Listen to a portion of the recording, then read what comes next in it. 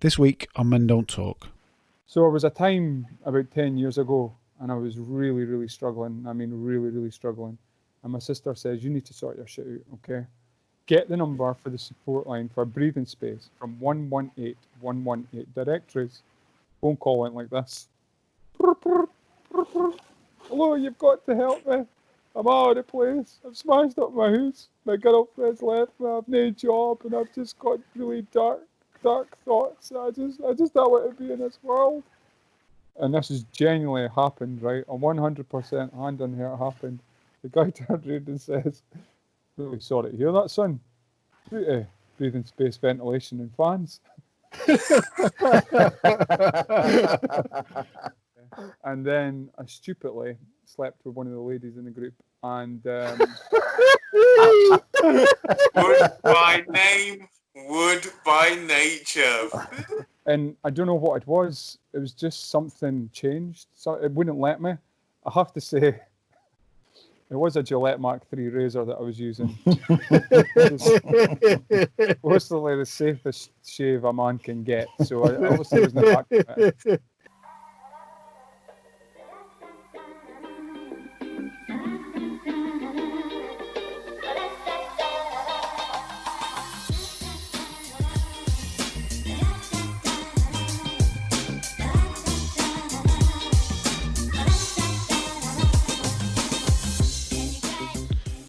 Okay, welcome to another edition of Men Don't Talk. We've got another special guest in. Palu, we've got Palu and Daddy. We've got Paddy and Dalu. And we have got Mr. Peter Wood. Now, you may know Peter from the comedy circuit or up in Scotland. You may also know Peter from, you've been very active during the COVID times on Facebook, Peter, in regard to putting in a joke a day on. Is that correct? Yeah, joke a day, yeah. So where did that come from then, and what kind of feedback have you had from your joke a day stuff and your COVID support for people? I think I was always doing like so as the lads was saying that you've all been part of stand up or doing stand up and that, and like every month I used to release a video to do with like After Effects and everything, but I was always too clever for my own good, and the material was shite.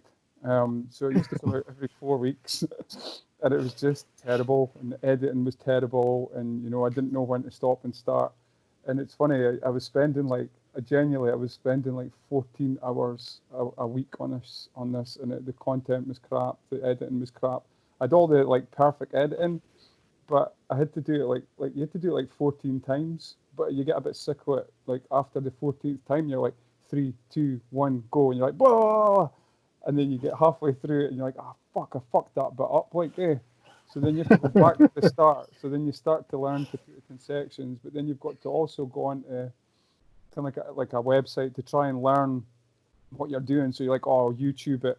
And the greatest respect to Americans, Americans will be like, so anyway, now we've got the Photoshop 15, and I'm thinking, hurry up! I don't have this time to listen to you. Just get on with it, fucking Jesus, man. So yeah, so I was doing that, and then it came to the COVID-19. Obviously, I'm working as well, and for me, I need to be creative. If you've been through like, I strongly believe. By the way, I can yap for Scotland, and I'm sorry if I've kind of got half a telephone voice and half northeast Scotland voice as well. So I talk shite as well. I just felt that I didn't want to take that time, and I just wanted to like I have to be creative. I have to be like my girlfriend could slap me at times because I'm always on the go, and I think that's part of like obviously we'll mention that later on. When you go through like something like either diagnosed mental health or you've been through mental health, I always feel that people who've been through that are very, very creative, and we're working with people, and it could be like art, graffiti, poems, like stand up, and I just feel that you need to keep that creative buzz going. So I created a video a day, and I just thought I need to make it short and sharp because, in the greatest respect, as much as I do the Pete Wood show on a Sunday and stuff like that, people's attention like is probably the same as mine. You go into a Facebook video and you're like, oh, this looks really funny, and then like a minute and a half in, you're like, I can't be arsed. Yeah. You're like, I need to get this shit down to like 15 seconds, and then people will maybe start to watch it. And when I started off with it, there was nobody really watching it. You was getting like 17 views. But what I've noticed with Facebook as well, it's about consistency. So if you are putting out a joke a day, or if you're doing like little bits of stand-up, I think when you take it to daily, folk actually start to tune in. Now they could be tuning in because they think, man, I'm not thinking this at all. Like this guy's amazing. I must hit this video all the time. They're probably tuning in and thinking, I wonder if it's Muppets up to next. It's all good publicity. Yeah, so it's all and it's great if you get a negative comment. You know, like a lot of folk are like, oh, I can't believe that troll said that. I'm like, that's another view. Yeah. So it's great. We actually had that this week. So we've had I'm going to say this now, and I'm going to absolutely jinx it, but I don't think us guys, I'm speaking for Dalu and Paddy here, but I don't think we're too precious anyway. But we had our first dislike on a video this week as well, and the guy who was guest last week, he texted me and he was like, oh, someone's disliked the video. Have you seen that? There's always a dream killer somewhere, isn't there? There's always. I was like, we went into this knowing we're going to get dislikes, we're going to get negative comments, but you're never going to please everyone, are you? And that's part of stand-up as well, definitely. It's probably one of your careers advisors, because they're a dream killer at this. So how have the views been going then? Not that that's the important thing, but are you getting an audience through that? Because that's where I saw you. So basically, obviously, I did a joke a day for mental health awareness. It's something that's very, very close to my heart. But yeah, no, the views are getting good. I done a bit about heroic dad, and I managed to. I shouldn't be giving away on my tips, but I've managed to find a screen recorder on your Samsung phone or iPhone, whatever you prefer. That I'm trying to endorse it or whatever. Oh, we're not the BBC. You endorse whatever you want. Sometimes they got to phone me up and say, I've seen that video and I was just wondering if you wanted a new phone. So yeah, we all screen do. record. Sorry. We all do. Yeah. Anything you want to give us. I like Rolex watches, to be honest. I would just like somebody to pay off my Hyundai, but I don't think that's going to happen either. So you get a screen record anyway. So I done Heroic Dad, and it was basically obviously that Plum Cummins. It's a total cock. Basically, I just done this dad diving into a swimming pool to save like his little boy from drowning.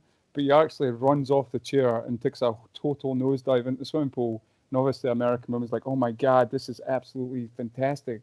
And then it just cut to me saying, piss off. I mean, I know a man that drives short-sighted to a castle with COVID-19 symptoms. That's a heroic dad. So that's sort of good 1,500 views. And what I would say is, guys, just keep doing what you're doing, and the views will build. People will like buy into it and get behind things. But you've just got to ride past like the low views, because it'll come your creativity.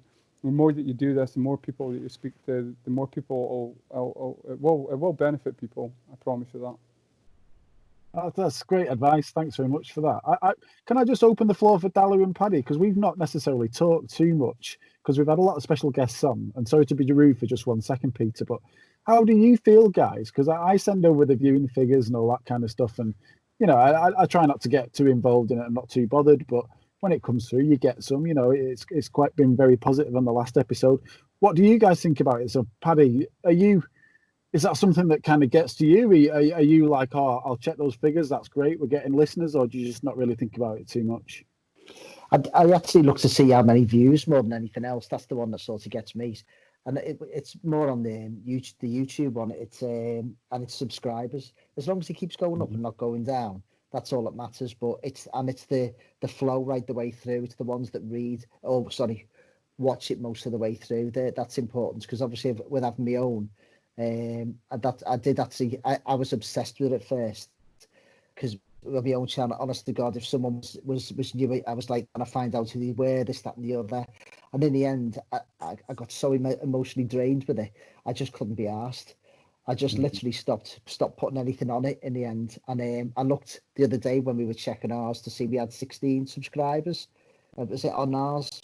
And then I looked on my own and I've dropped to 86. It's like, so what? If any of my fans are listening to this now, you're all important to me. And if you've gone, I'm devastated. But when you first start, you can become quite obsessed with it. You're just looking to see, oh my God, how long did they watch for? How long do we maintain the audience for before they dropped out? So I think at the moment, from my point of view, I think it's doing really well. The fact that we've got 16 subscribers, I think we've got some really brilliant guests, really, really good content. And we're starting to sort of model something now that's really good. So I think one dislike, I actually don't think that's a bad thing. It's someone's took the time, obviously, to have a look at it and give an opinion. And that's what we're all about, isn't it? Definitely. So yeah, my point of view, I think it's going really well. Dalu, what do you think? I'm a bit like Paddy, kind of in good spirits about it. I think it's a podcast that we've not been doing for too long. We're still finding our foundation, our chemistry, our flow. We've got some good listeners out there. We've got idiots that should be listening that don't listen, that I know we all send links to every bloody week, and they say, oh, we're going to listen, but they don't. So I'm calling all of you out now. I'm calling you a bunch of potato heads. You bunch of potato heads, yeah? If you have heard this, get back to me and put hashtag potato head. Otherwise, I know you haven't listened to this. All right? But other than that, yeah, absolutely. I know it's just been good being part of it. We've had some really powerful episodes with Dr. Shevlin. We've got a few coming out at the moment that are kind of being edited that are really kind of hard hitting, and I know will kind of help people out there. So I've always said to myself, even it doesn't matter if it's 1,000 people or one person, if we can get a voice that can just give a bit of wisdom or a bit of something, a gem to someone who's going through some crap in life, who needs something to inject in their well-being, in their mental health, or just access to a support stream, hopefully we can be a random find for them on a podcast, and they just think, oh, let me listen to these random guys, and they may hear something good and positive. That's the only hope. So yeah, however it goes, it goes. If the doors open, they do. If they don't, we'll crack on. Yeah. I think for me, from a selfish point of view, I do it for myself as well, to see you guys, to have a bit of a crack and to meet some interesting guests. And back to the focus on our guest here, Peter. There may be listeners right now on this one that are hoping to follow you and want to see some of these jokes. So how do they follow you? Give us your best plug. Is it just Peter Wood on Facebook? It's just Peter Wood comedy page, or just Peter Wood on Facebook. I guess we could go into it a little bit. Is that, like, obviously with the COVID-19 and that, I've added a lot of the players that we support because we had no way of contacting them. But I guess I'll go on that for a second. The other thing I would say, lads, and to anybody that's listening, first of all, I'm glad that it's aren't as successful, because I probably wouldn't have got a shot in here tonight. And second of all is that I always, like, for me, I was always like, right, if it hits 50 views, I'm happy. Anything else is a bonus. And you've got to remember as well, like, speaking to some of the comedians like Mel Moon and things like that, and I remember she did a video, and a lot of people pay for these things to be watched. A lot of these influencers, so-called influencers that have made it, have been bankrolled by mummy and daddy, or bankrolled by somebody. And you can actually go to Facebook and pay like £7 to get your videos seen, or annoy people with that. And that's why you see a lot of shite in your Facebook, like the Kardashians doing Coin Master, and shit like that, because it's like that's what people do. So like you said, if it's helping one person, and a lot of folk have got such a cheesy, pishy, like royal kind of response, like because I feel like mental health obviously is still a stigma in a way, but it's like the royals dip in and then they dip out again, or a celebrity comes in, or Good Morning in Britain's like, oh, we'll go on about that for a wee bit, and like, nah, that's boring, man, let's slag a politician for a change or whatever. But I do think it gets enough thing, and I know if you say something to a friend or whatever to say that you was struggling, they're still in shock, it's still quite a thing that, and it's definitely something that needs to be talked about, I would say. Sorry to go a bit serious there. No, But anyway, that that's was the shittest plug ever for my page. So just if you want to watch the videos, there's no pressure. Once I get past 50 views, I'm just like Ramia's man. I don't care if you watch it, I know. I've done my job. It is a Peter Wood comedy page, and yeah, just feel. And if you want to put negativity, then that's fine. Just make sure you click on it first. So you mentioned there, Peter. Let's get straight into that one because you were very open. You mentioned that early on that you're quite passionate about mental health. Then, so what's the story in regard to that? Then, so why are you so passionate about it? I think for me, is that when you've got like a mental health condition, I've got like borderline personality disorder. It's not unique, but it's very you don't really hear it in men. And what happens is, without going too dark, is that when I was younger, I had a rotten childhood. Right, I'm not gonna lie, it was terrible. And what that does is it impacts you later on in life, and the decisions and choices and angles and things that you take and later on in life really kind of impact you. So I just think that for me, because I had such a horrible childhood, I never wanted any child or person to feel the way I did. So that's why I just felt that working with people and getting people and inspiring them, and if I guess I could mention it, like obviously I've got my son just now, and every morning, like every night, I take him to bed, and I just tell him how much I love him. I just tell him how much I care about him, that he's got to be something special, that he needs to believe in his talents, that hard work.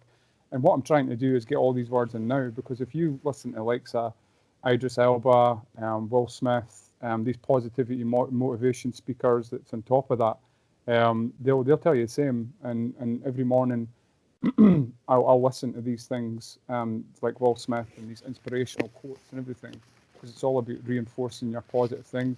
Has it got to change your world? Not every day, but sometimes it really kicks in. And if you're having a good day, you're absolutely flying. Obviously, that comes with an ultimate. Do you know? Yeah. Are there any inspirational quotes that stick in your mind? And you might not be able to think of any off the spot, but what kind of stuff are the bits that stick in your mind at all?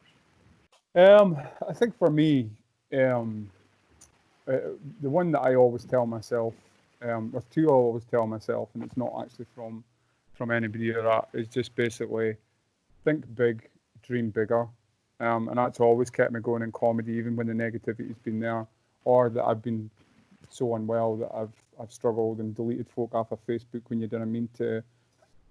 You've got to try and add them back. Your family gets a bit pissed off about that. But you do that, so you're like, so if you're having a bad time, like a few years back and whatever, you're like, all right, I'm finished with comedy. I don't want nothing to do with it. So the first thing I want to do is I want to get rid of all these comedians.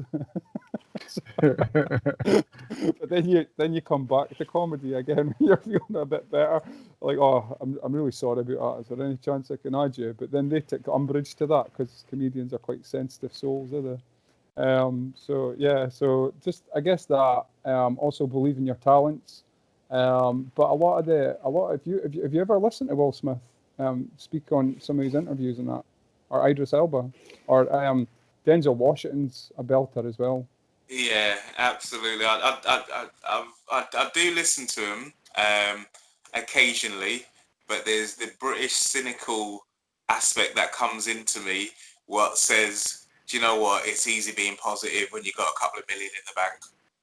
I would wake up every day and be like, yeah, guys, face your challenges. Getting into my Rolls Royce Phantom. I am getting into my Seat Leon, but I still try to remain positive. So what I try and do is look at positive influences around me and try and keep my circle around me quite positive. I think it's really good and aspirational to look up to those guys and have a goal. But I think in my daily reality, I just like the people around me to be positive, and any negative people, they'll be cut out. Simple as. I'm getting too old now. I imagine I'm going to be the grumpiest, old, happiest man. Do you know what I mean? I want one day to speak unfiltered truth, but with a smiley face. And it's a hard balance, I guess. No, it's Says Wait till the they get over youngest. 50. Yeah, says the youngest man in the room. Piss off. Wait till they get over 50. You don't, honestly, God, you just, it is great to have positivity around you. And you're dead right, Dalu, 100%. And I think sometimes, though, when you're in isolation, a lot of people spend a lot of time on their own. You can't help but to go to radio and television. And this fella that was on the news earlier, the 100-year-old, did you see him? And he was talking about Dunkirk, and then he went off and he said, how humble he was. And the actual newsreader said, just to let you know, and he showed you a picture of the Salford Quays, and he said, after the war, obviously, when this gentleman became a councillor, he was instrumental in the redevelopment of the Salford Quays. And you think, not even mentioned, and you think, wow, the impact that man's life has had on the world. From obviously he was fought in the army, then he's come back, he's took a counselling job, and he's made such an impact in Manchester in the development of that. And he got an MBE later on, but you think, wow, what a life he's had. He's 100 years old and he's being interviewed and talking about things that he's doing now. And you think, Christ, what a legacy he's leaving behind. That's positive. He didn't get out of a Rolls-Royce Phantom. He was sitting in a wheelchair and he had people writing down questions for him because his ear was shot out in the war. Because his hearing went when he was shot down. Oh, doesn't matter. I have to feel myself going now because it's just an unbelievable person. What he's done, that's got to be an inspiration, hasn't it? I think, Peter, you mentioned that actually. We're on about episode 20 of this series now, and it's only in the last few episodes that people started talking about those kind of people, your Will Smiths, your Denzel Washingtons. There was a couple of bits that I'd mentioned very briefly that stick in my mind. I'm not his biggest fan in the world, but I think he has some great guests on, is Joe Rogan. And there was some clips on YouTube I watched a good few weeks ago, and some of the clips and bits that he'd been talking about inspirational stuff. And he said something that stuck in his mind is someone told him once, imagine that you are the star of your own documentary or the star of your own film, and the cameras turn on now and you're the hero. That's the way you should act in your life, because that's true to you, whatever that hero is, whatever it might be, based on the people and the influences of the people around you. That's the way he thinks about it. And that, as cheesy as that is, I'm with Dalu. I'm totally on it. And when I first heard it, I was like, Jesus, that's a bit much. It's a bit American. But it does stick in my mind. Like, imagine you're the hero and the cameras are on you right now. What would you do? And I think that's really, it's something that sticks in my mind anyway. I think you've got to find like your own like, and everybody's coming for the same view. And I get Dalu's total when like if I was to say to my friend, honestly, if you listen to Will Smith though, he'd be like, I don't care if I'm supposed to swear. He'd be like, the fuck are you going on about, man? Swear as much as you want. Listen to this. I'm the cheesiest guy that most people know. Do you know what I mean? I'm usually like the most positive person, but there's still the element of like cynicalness or cynicism that comes from me, where I'm just a bit kind of like, when was the last time Will Smith got a council tax bill and went, oh God.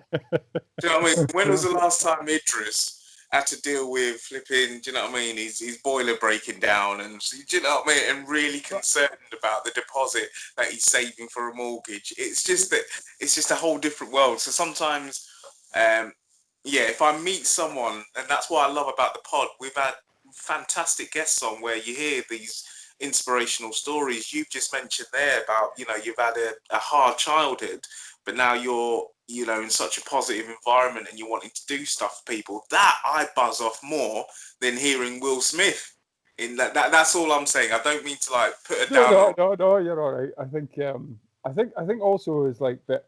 Yeah, I mean, remember Will Smith and like the likes of Denzel Washington and Idris Elba, they never had none of this handed to them. This was stuff they were telling themselves when they were younger. Will Smith was telling us shit or good stuff or whatever when they was younger. Like we like sometimes we totally kind of change, like the way things are. Like now that folk are older until we started working with them and things like that. I get that. But if I install this into my son now, don't get me wrong, I'm not sitting there with an American accent, you know, saying, you can do this, you know, like Tony Robbins, like, fucking get up out of bed, you know. Like, I got to do that, but I'm just saying that, you can be something, you can. This was words I was never given to myself when I was younger, and I think it's why I probably had, you know, like collapsed in a way that I collapsed once I was older and was diagnosed with what I was diagnosed and whatever. And I just feel that if I had these words and these thoughts and this passion and this drive and this motivation when I was younger, maybe I wouldn't hate the dark days that I had at the time. And I just think if my son's got that in him and my daughter's got that in him, they've already got these words, you know. But that's just my question. opinion. Everybody's got a different Yeah, opinion. I was just going to ask. Obviously, you mentioned there about dark days, and gave reference again to your childhood. The one thing I've realised about mental health, it is a cycle, and it is managing it. It's, you know, there's no kind of magic cure. How do you cope now when shit hits the fan? How do you cope on those negative days? I think for me, I don't have much negative days, but it's been very up and down. So obviously I basically just had a newborn child, and the greatest respect to my partner, she's going through chronic postnatal depression again. So we've been really struggling with the COVID-19 lockdown. And what I noticed is that I think when you've got like mental health and things like that, is you take so much shit, and then you kind of fight past it. So you'll kind of be like down and hard and really hard on yourself, and then there's just something that changes. So for me, I've always been a big advocate of exercise, but if I'm really struggling and I know that I'm like, I went through a lot of therapy treatment and things like that, so I know when I'm struggling now, and I know my coping mechanisms, and that is what it's about, to deal with how you're feeling. I'm not trying to down anybody on how they've been, if there's people that's psychotic or people with psychosis or people that's got mild depression or other depression, because I'm a firm believer, as much as we can support and help and assist people, we have no idea what they're living. We can only empathise. It's only the person that's going through it that'll understand. It's only the person that'll understand, you know, like or how severe they are with things. So for me, it's exercise. And when I've been really struggling, there's a place called Breathing Space in Scotland, but also Samaritans. And working with people that have been through things. I've been a support worker for many, many years now. The first thing I did was, when I was working with people that were unemployed or people now, players now, I would say, look, have you tried phoning Samaritans or that? I was like, see, the best thing about Samaritans or Breathing Space or some of these agencies that you can phone is that you basically just talk. You'll never meet the person. They'll never be there to judge you. They'll never be there to, you just talk. And for me, obviously, I could talk and talk and talk. And then I would just be like, can someone, or do you know something? I was like, I'm not sure. I don't think I've got anything more to say. And they would just be like, okay, that's fine. I was like, well, I'll maybe call you tomorrow or whatever. But I honestly believe that talking is huge, because if you keep yourself and keep on your own mind, it's only your own thoughts that's going on in things, and that can be very destructive at times if you haven't got that exercise and you haven't got that vision and things going on. The communication is key, and even if it's to a stranger or a friend or someone, or just sending a Facebook message and just saying, look, how's it going? You know, like, have we got 2 minutes?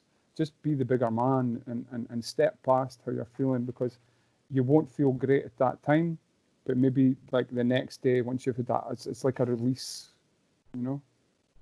I'm not a psychologist. I'm not a psychotherapist. I'm just saying how I see it.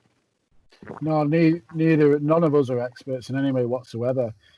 Just in regard to that story then, so we've heard some bits there, Peter, drop within then. So the childhood was kind of a rough situation, was it? Was that growing up with a single parent or both, or you have brothers and sisters? Can you give us a little bit more on that childhood at all?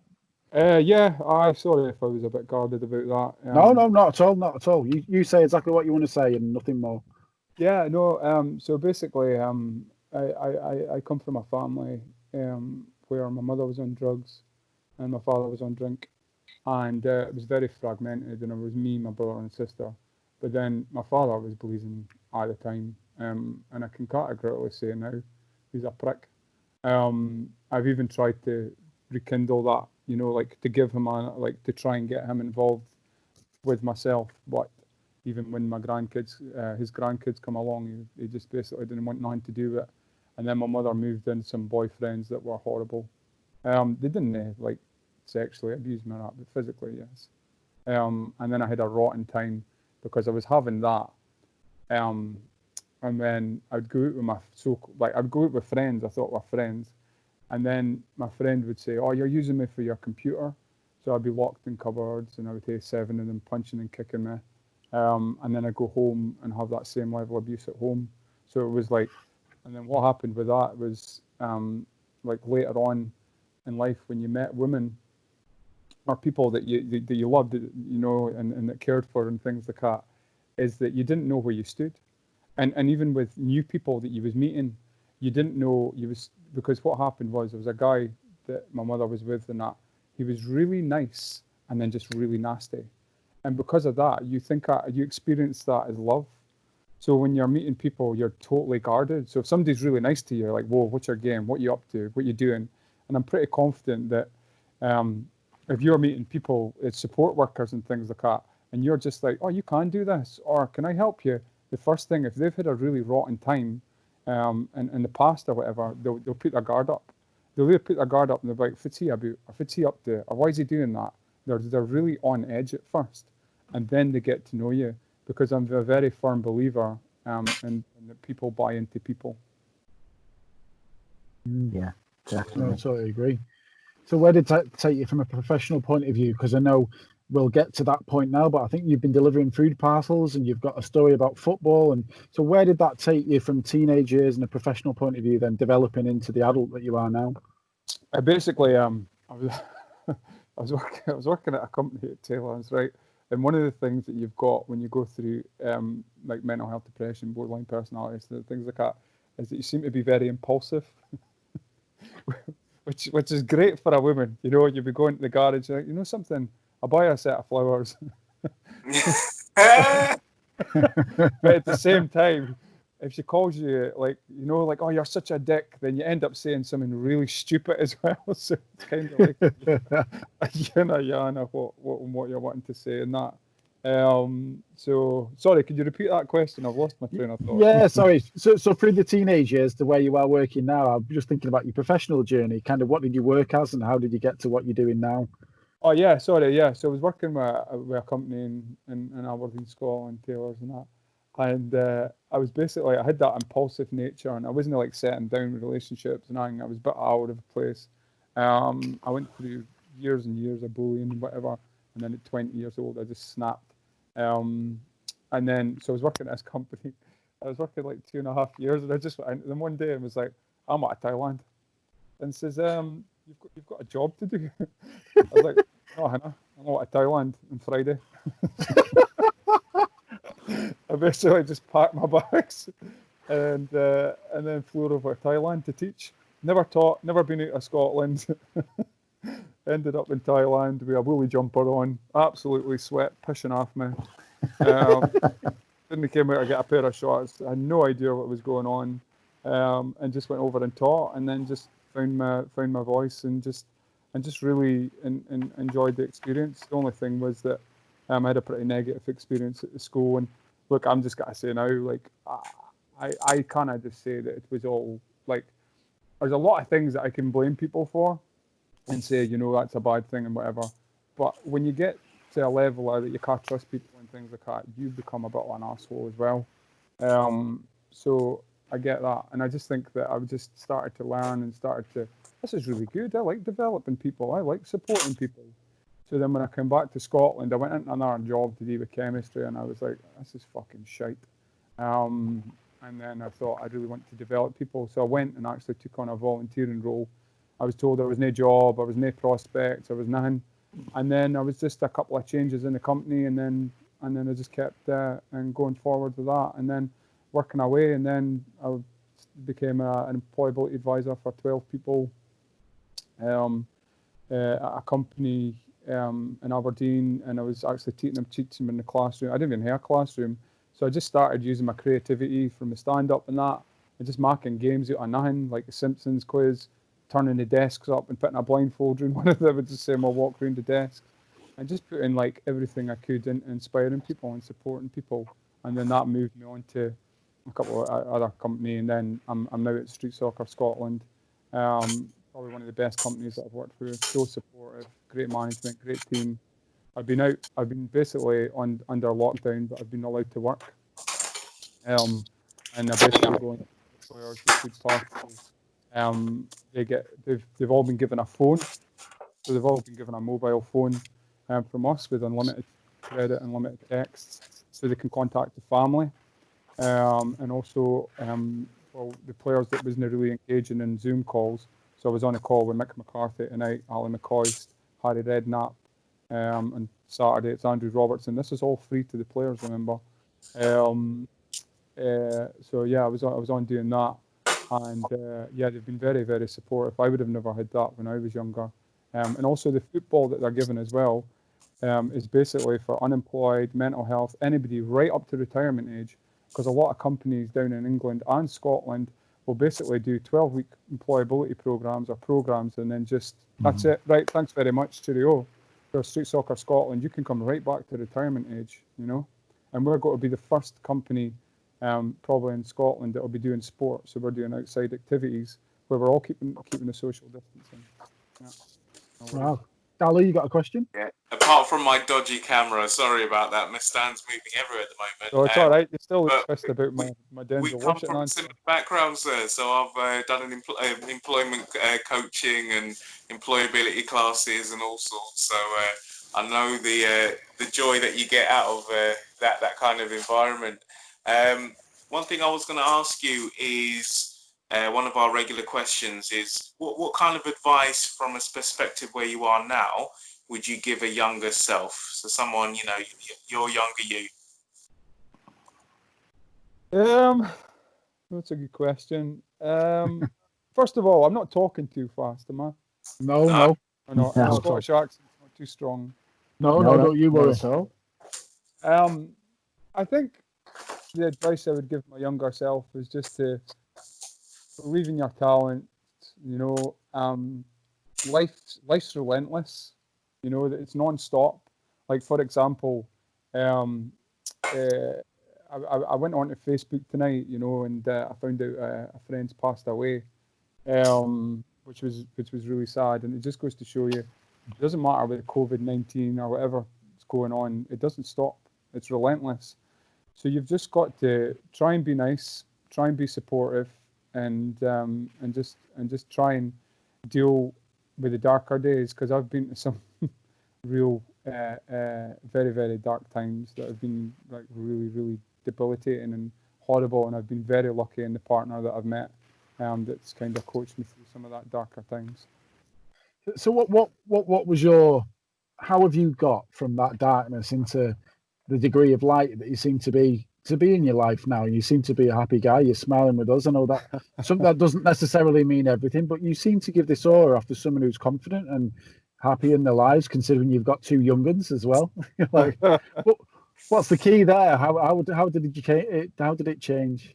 I think for me, I'll tell you the story actually. So basically, I ended up very, very unwell, and I couldn't cope. I couldn't cope with life anymore, and I think I smashed up my house, and my girlfriend left me. I lost a job, and I just crumbled basically. And I ended up in a psychiatric. Well, I was actually asked to go in a psychiatric for 14 days, and so I had a razor blade, and I was trying to cut my wrists, and I had a towel around me at the point, and I says that I didn't want to be here anymore, and I asked for my friends to kind of give me that strength to go that had passed away, you know, through drugs and whatever else. And I don't know what it was. It was just something changed. So it wouldn't let me. I have to say, It was a Gillette Mark III razor that I was using. Mostly the safest shave a man can get. So I obviously was in the back of it.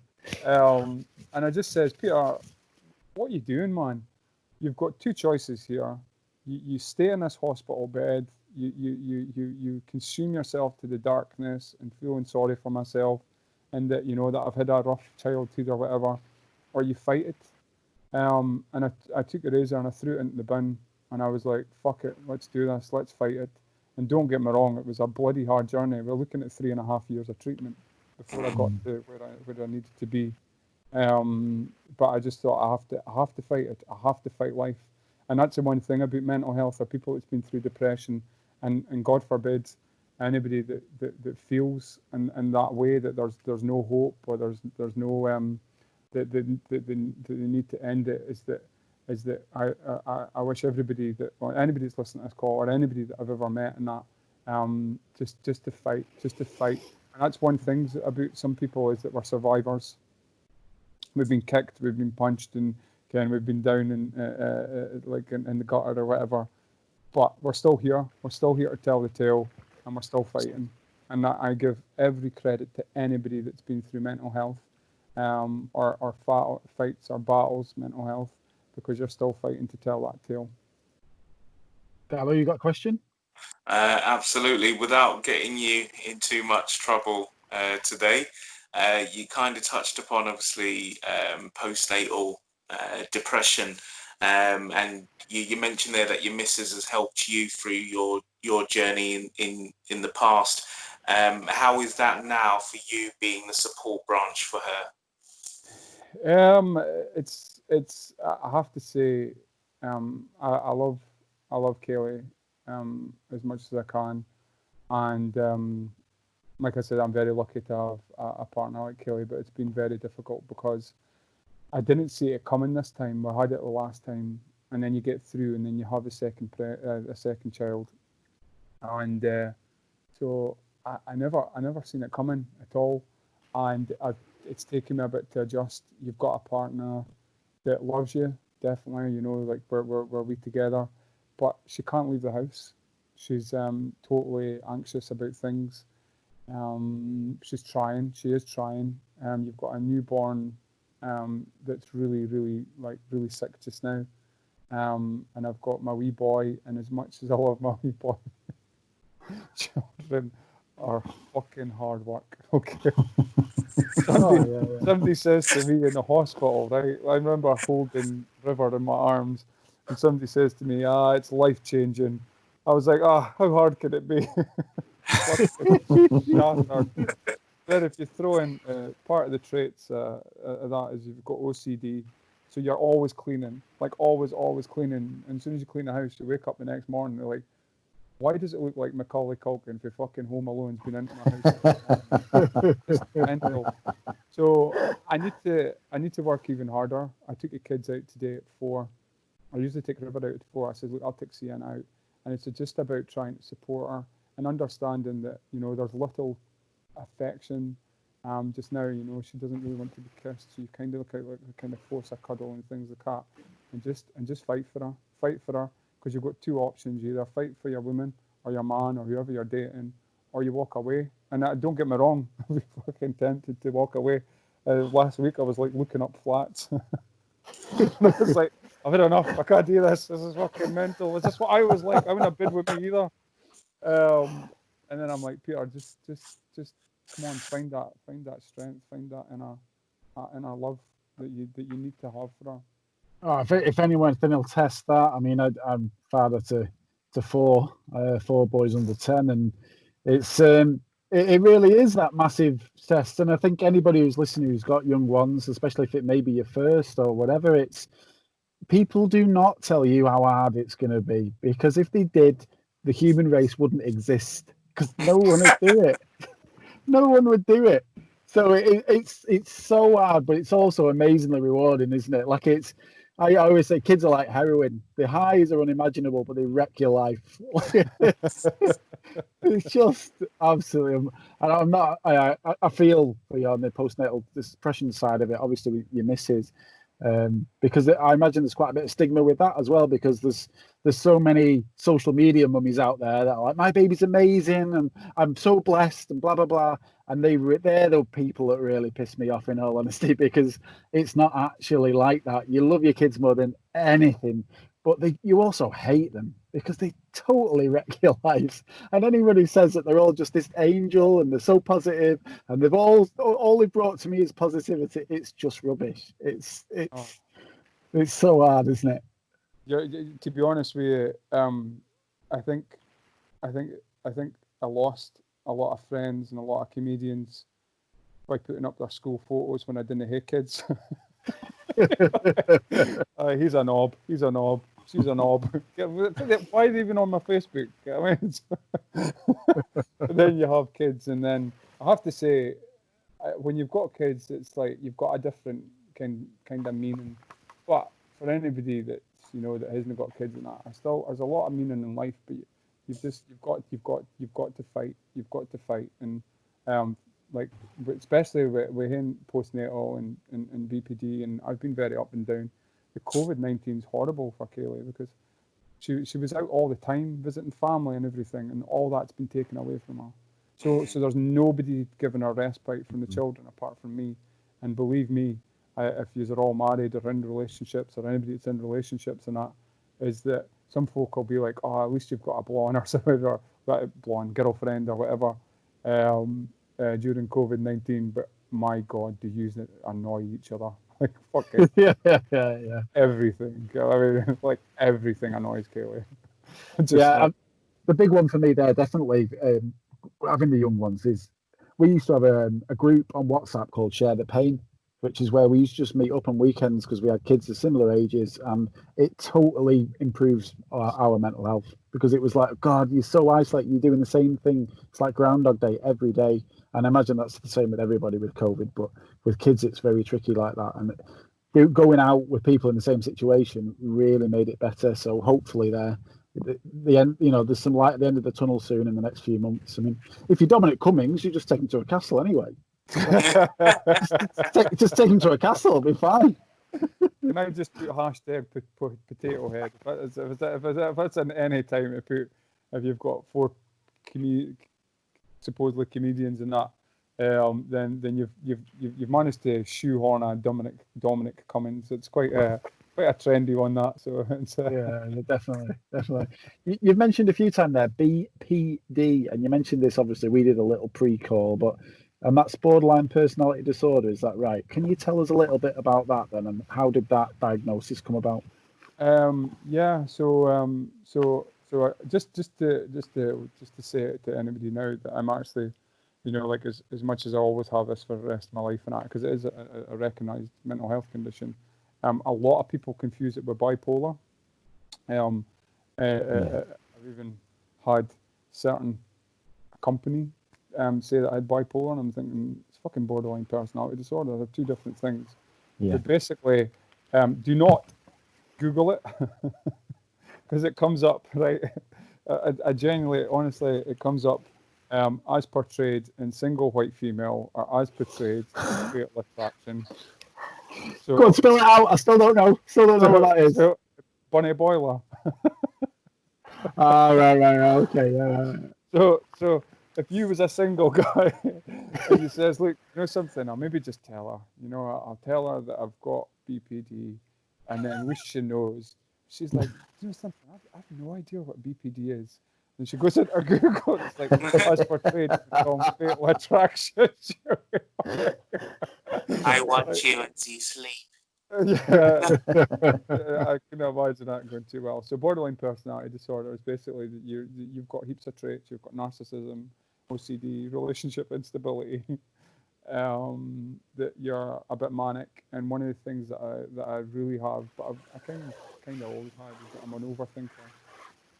So you overthink things, or you analyse comments that are said, and that unless you've got them coping mechanisms, it's very difficult, because you're always thinking, and I think that's what pays homage to the creativity that I've got just now, is that I'm always thinking of the next joke, sort of thing. It means you're great at chess, you're just shit at relationships.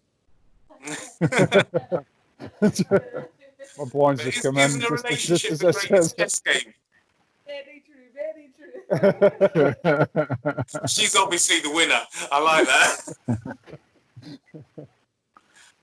So how was that diagnosed then?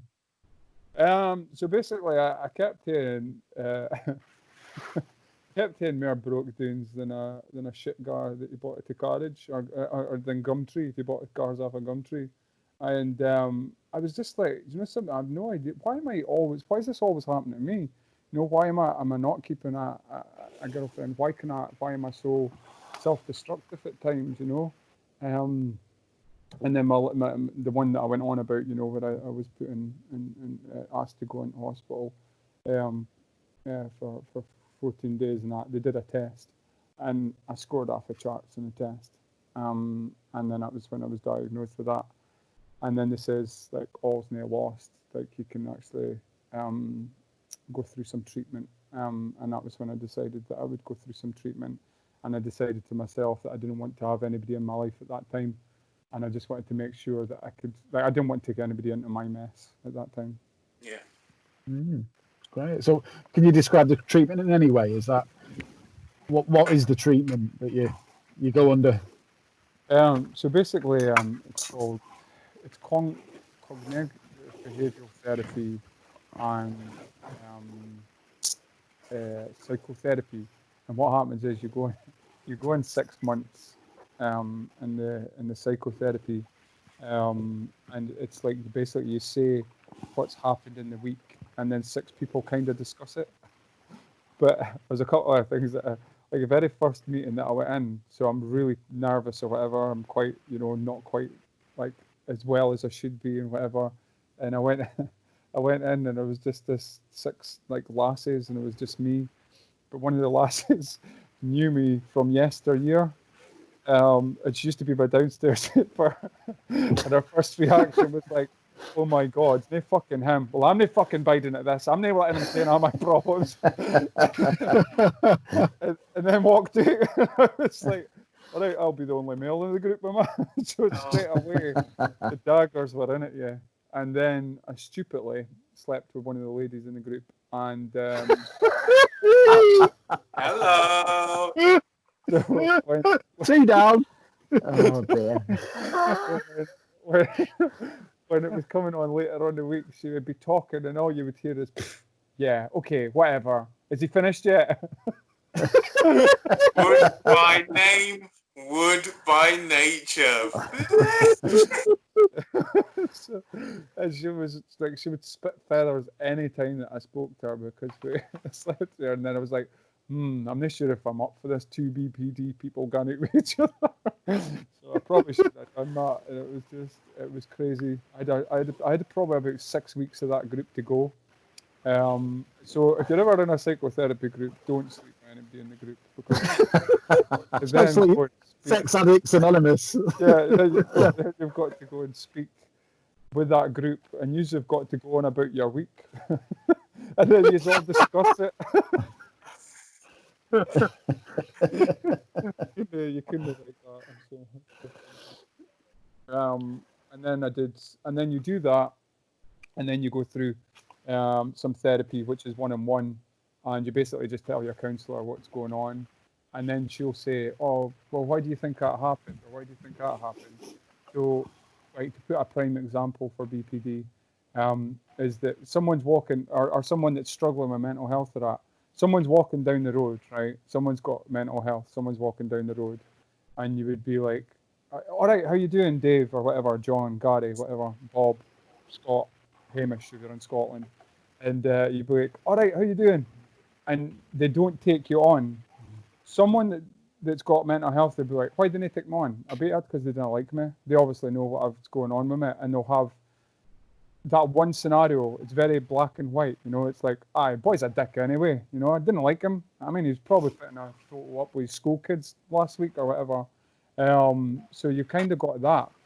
Someone that doesn't have that kind of things will have 6 or 7 reasons, like, "Oh, you never seen us," or, "Oh, he was maybe busy," or, "I maybe should never shouted enough." But someone that's struggling will go to the first reason, like, "Didn't like him, he probably doesn't like me," or something like that. You know, they'll kind of look for that negative. Ali, you got a question? Yeah, absolutely. Sorry about mine. My camera keeps coming in and out. That's all right.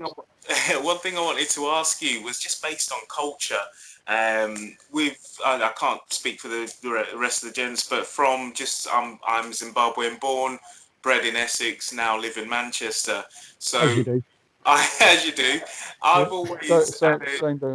had an impression of the Scots, and I think the culture is quite a tough culture. How have you found talking about mental health with elder generations or just people around you? Has it been difficult? Is it quite open now to speak about it up there? I found it, like, for me personally, I don't know if it's because I'm 40, well, coming up for 42 at the end of the year. I've found it very difficult to talk about. I think it's very. I think it's hard. I don't know if it's the same thing in England as it is in Scotland, but if you tell, like, I used to not tell companies that I had it, but all that did was left me at a disadvantage. So if something happened, they had no, they wouldn't back you or wouldn't guarantee you. So I would suggest, and it's only a suggestion, I'm not telling everybody to do this. If you do have a recognised mental health and that, and you are going for a job, I would tell them. I would tell them that you've been through depression. But then you also back that up with, I've got some coping mechanisms. I understand when that's going wrong. You can write up a support plan. And most companies nowadays will say, look, that's okay. You know, like, we've all been through stuff. You might even hear the manager turn around and say, you know, something. I was at a psychotherapy group and I slept with one of the lasses as well. Would by name. I'm joking. The jokes aside, so but it's funny. It comes like I'll just tell you one of my jokes, and it's my granddad. When my granddad found out I had depression, he was like, "Are you sure, son? Do you not think when I was in the army that I went on about feelings?" And it's like, or when I single-handedly blew up a U-boat, do you think I went on about feeling down? And it's like, I wish I never loaned him my Xbox. But so when I told my granddad had he's passed away now, and he was a star. He was an arsehole at times as well, but he was brilliant at times. He didn't really have much time for it at all. And my mother used to say, she used to say, as much as I love my mum, she's very, very tough mum and that. She'd just be like, have you tried taking the dog out? Like, yeah, I don't think I really want to be walking about with the dog with my hood up again. I'd be the only Jedi in Stonehaven with a dog that's fucking embarrassed to walk about with me. So I don't feel that they had that same. And then if you try and tell your friends, like I try to tell one of my friends, but what have you got to be depressed about? What have you got to be depressed about? So I found it difficult, but it's getting there. It's getting better. The company that I'm with, you know, a lot of the guys have been through stuff. I want to go on about their journeys and that. So it's getting there. It is being more talked about, but I just feel that, like I said before, it's in the media 1 minute and then they're not talking about it again, which I think is really because it's a killer, you know, and it's it can destroy people's lives.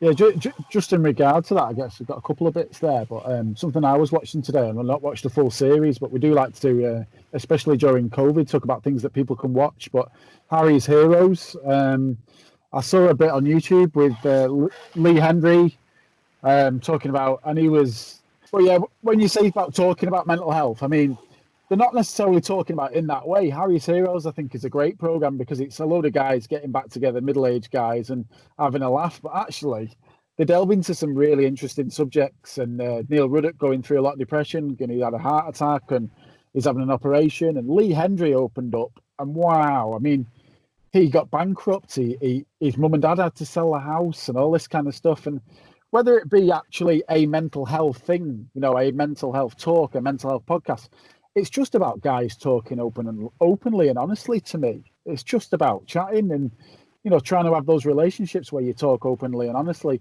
And in regard to that, Peter, who do you share things with when you do talk about emotions and so on? Who are your confidants in regard to that? I've got like you says, it's funny. I remember at the start of the call when I think Dalu and Patrick was saying that when you get older, when you're younger, you have to like hang about with anybody and everybody. Like you kind of just like if you're hanging about with 12 friends, or in my case 16 friends or whatever, you would all go and sit at the same shop wall every night, and it didn't matter how you was treated, it didn't matter what was going on. That was your group of friends. But when you get older, you're like, no, I'm not sure about them. I've no time for them and things like that. So I think for me, I speak to my partner when we're not arguing. I'm a bit more open and honest with my family, but also like breathing space as well. And I know when I'm struggling now. I know when I need to open up. So that's like the people that I speak to. I think having a good support network around you if you can, and even if it's just one or two.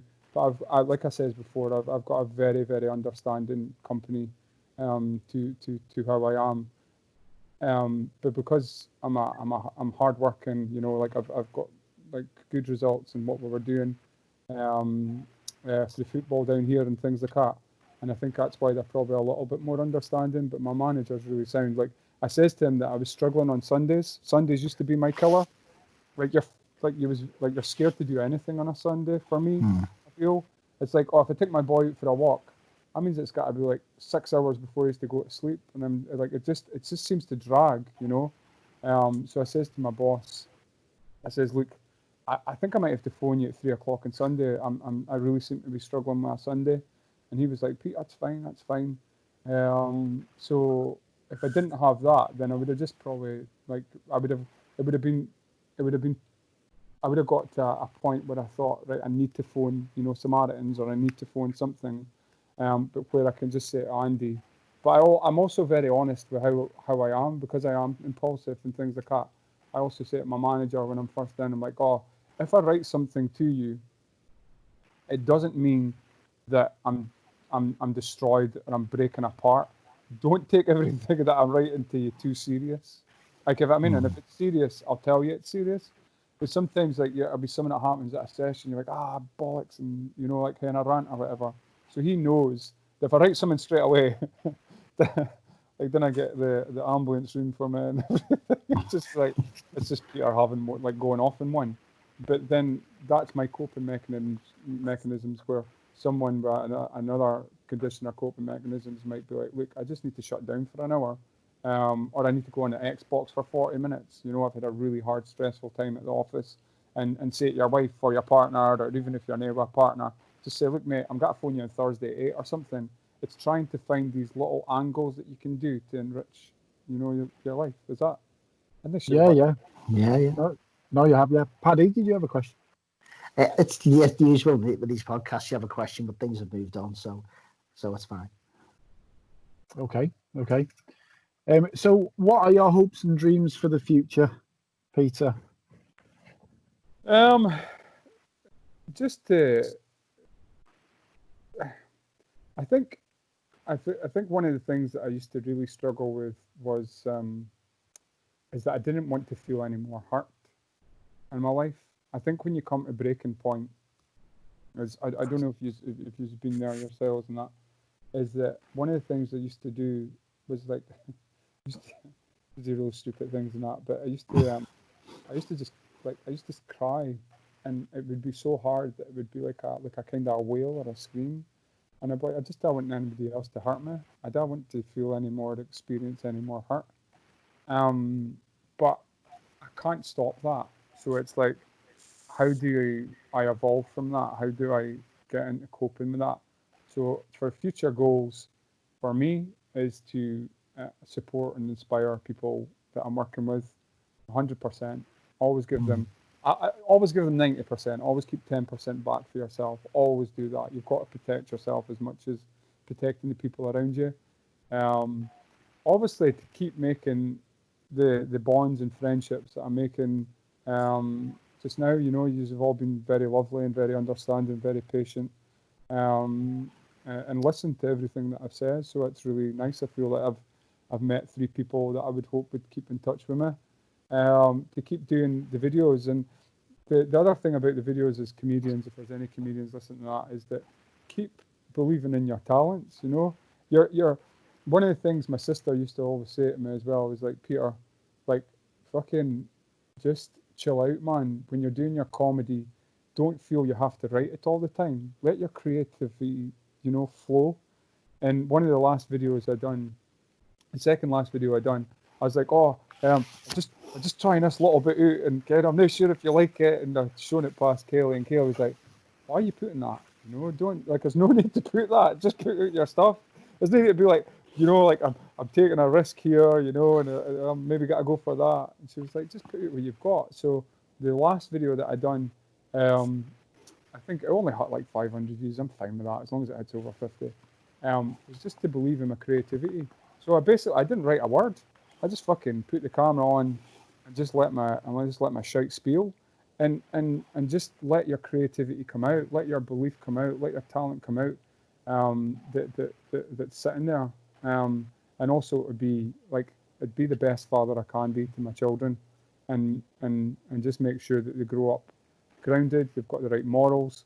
I don't know if it's like anybody else that's got kids or that, and I'm sorry if anybody that's listening hasn't got kids. I'm scared if I get too good a dad, because the reason that I'm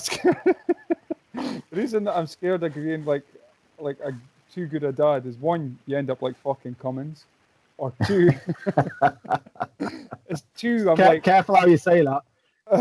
yeah. Or Michael Gove, man. He's from Aberdeen, by the way. He's like Patrick Keelty in Ireland. Would I want him? Is he? Yeah. Elvis. Because he's adopted. But I'm always scared in case this sounds a bit nuts. In case I get too good a dad, because then my son will look at me like I'm Mufasa for the Lion King, and then I'll die.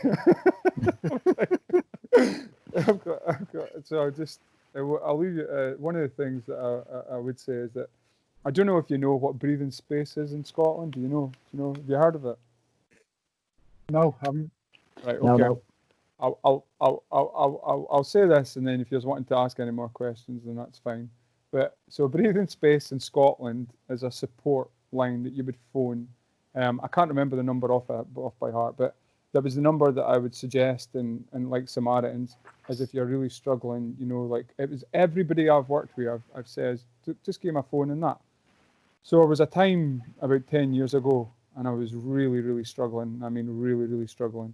And my sister says, you need to sort your shit out, okay?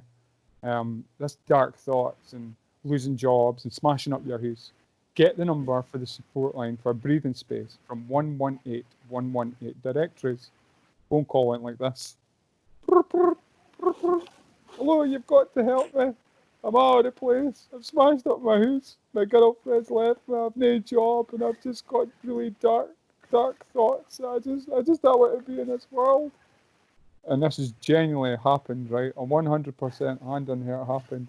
The guy turned around and says, really sorry to hear that, son. Breathing space, ventilation and fans. I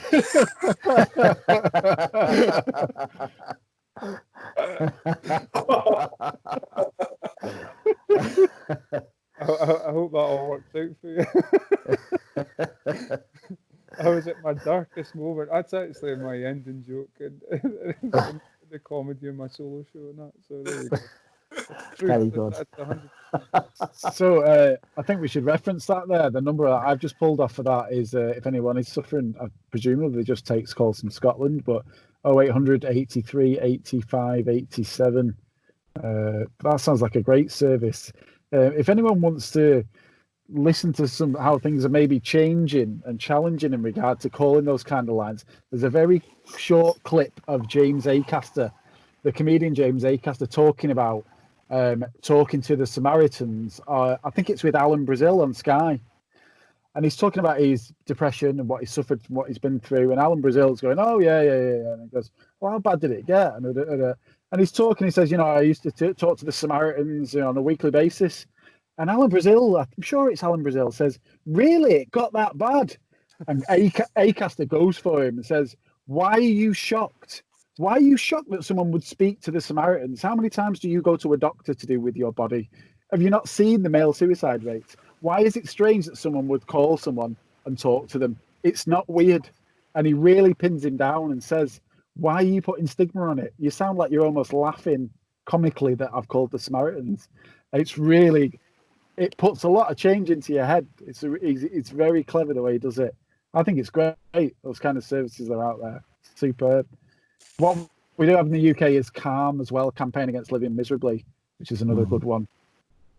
Also, Samaritans, you used to have to pay for it, I think, as well. So you had to be like, you had to be in dire straits in Scotland before you was paying. You had to be like, at the very last ebb of any ebb before you're like, right, okay, I'll pay the 40p. But now it's free, and I'm pretty sure that's UK.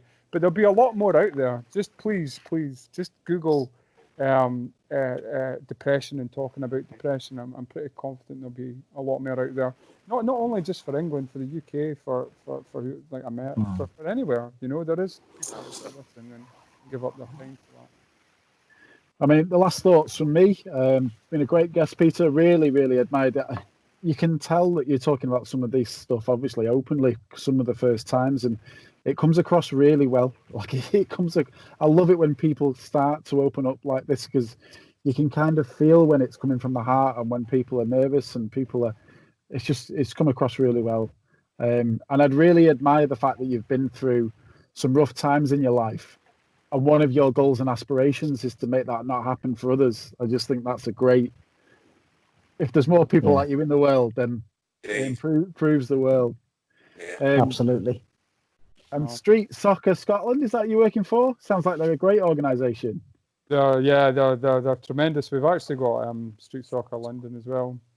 This is kicked off, unfortunately, due to the COVID-19. The guy that runs it, David Duke, he's an MBE for the work that he's done for people. He basically started off. He's been through like health and all these things. So we've got the person that runs the company that's been through all that homelessness and everything, and basically just build something to give back. I've never heard of anybody doing what he does, what we do, and these guys get football for free. It'd be a great guest. Maybe that'd be, we'd maybe speak to him. Yeah, right. So if you've got Street Soccer Scotland and now you're going to England, Street Soccer England you probably find just a little bit better than Street Soccer Scotland. Probably is that. To be honest with you, I think a lot of the comedy down in England's probably I don't know. There's two shows that you listen to. There's Breaking in, I can't remember if it's called Breaking the News up in Scotland, and then you listen to there was one in Radio 4. It's got Miles Jupp. Oh yeah. The writing on that is phenomenal. I can't remember what it's called now, but it's phenomenal. But I think a lot unfortunately, like Scottish comedy's alright and everything, but it's very still grassroots in the bars and stuff like that. But I think the English comedy is probably a little bit more. I don't know. I think it's probably a level above where we are anyway. But as for the football, yeah, probably Scotland's shite. Hey, listen, you've got Andy Robertson. Yeah, I was going to say. Yeah, we won't have anything against that, Andy. Yeah. It's funny because Andy Robertson's one of our guests on Saturday.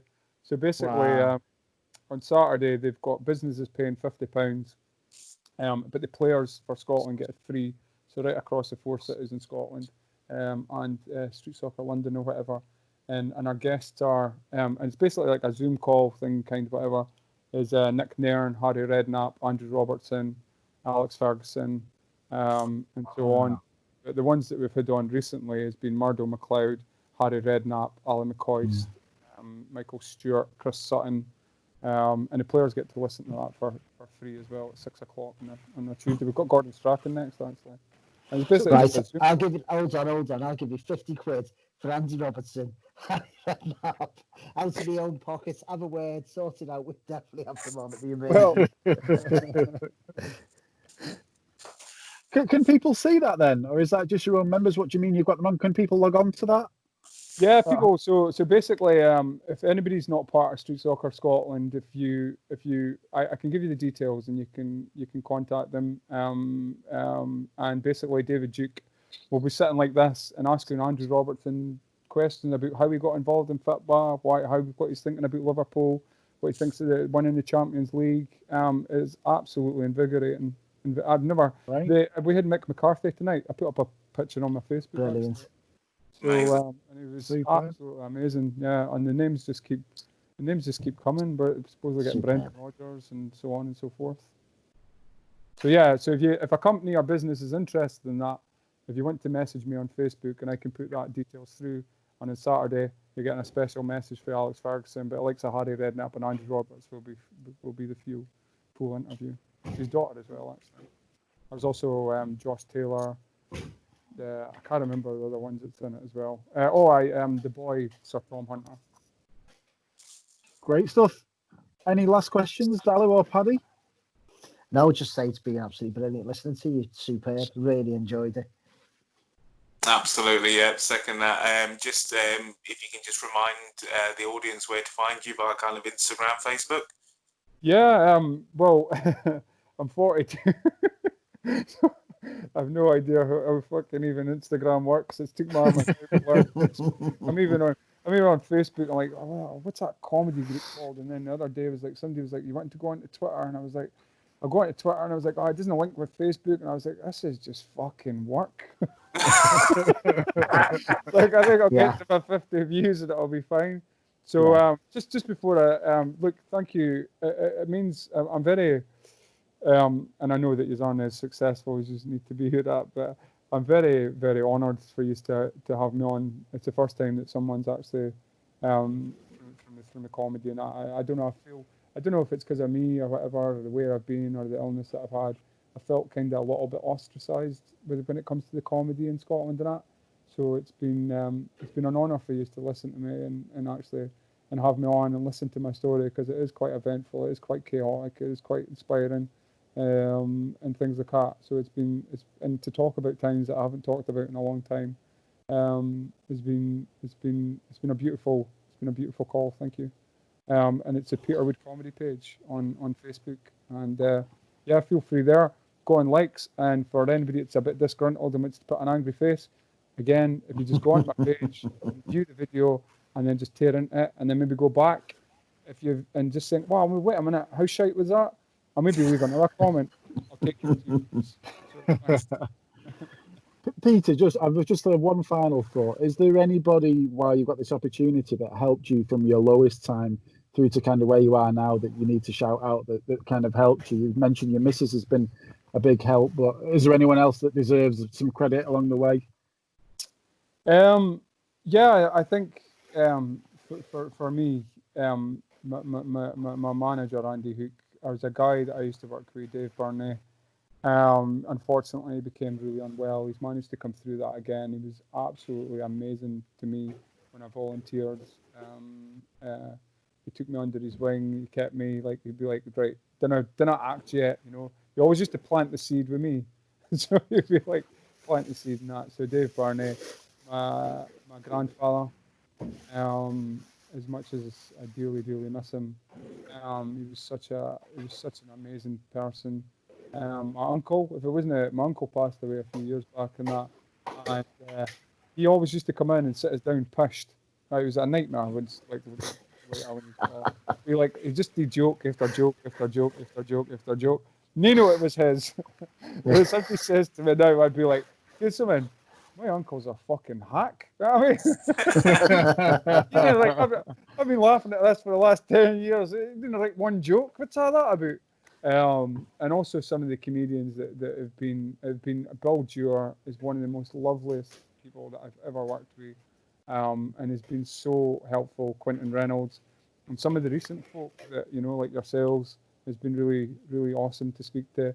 There's a guy, Dan Barnes, on Facebook. I was actually got to speak to Dan, and I don't know if you know Graham Rayner. Graham Rayner's been through some problems as well. He's a comedian on a comedian on Facebook down in England, and obviously Mel Moon, some of these other people as well.